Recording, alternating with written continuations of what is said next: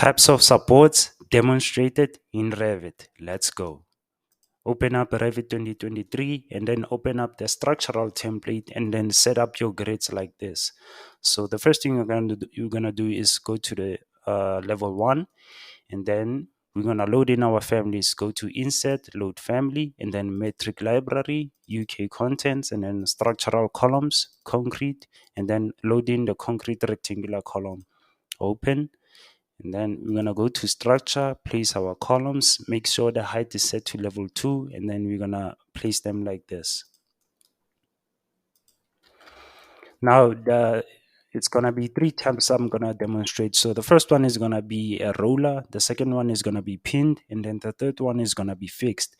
But for the pinned, is going to be a different column. So let's load it in. So go to Insert, Load Family, Metric Library, UK, and then go to Structural Columns again, Precast Column this time, and then enlarge this, and we're going to choose this one, Precast Rectangular Column with Bearing. Open. And then we're going to select this column and then drop down and then select this 600 by 300 with one side seat. And then go to the south elevation, and while it's still selected, press your space bar so that it can change its orientation like this. And then we're going to adjust the distance between this part and this part. So go to dimensions, seat depth, right, change it to 300 millimeters. There you go. Now, the last thing we're going to do is we're going to place our beams. Now, go to Insert again, Load Family, and then Metric Library again, UK Contents, and then Structural Framing, Concrete, and then we're going to place a concrete rectangular beam. Open, and then we're going to go to Structure, Beam again, and we're going to place our beam like, we're going to go with 300 by 600, and then we're going to place our beam like so. You can just make it 3000 millimeters.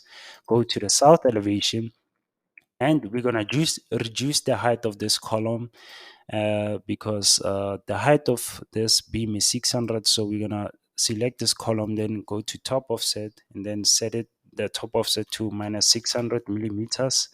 And then this is how it looks.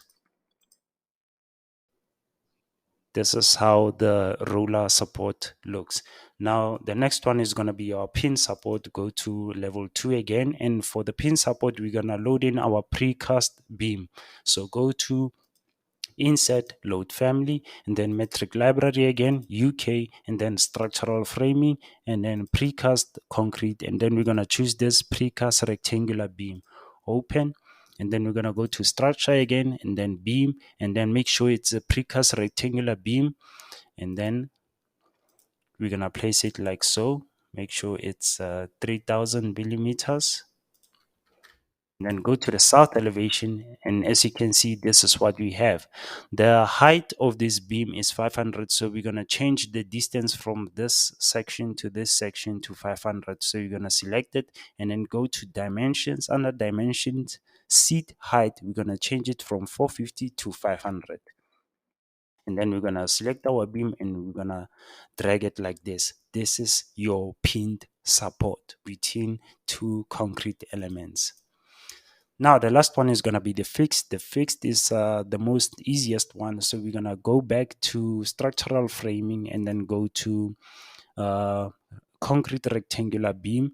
And then we're going to select 300 by 600 and we're going to place it in the middle like so, and then 3000 millimeters.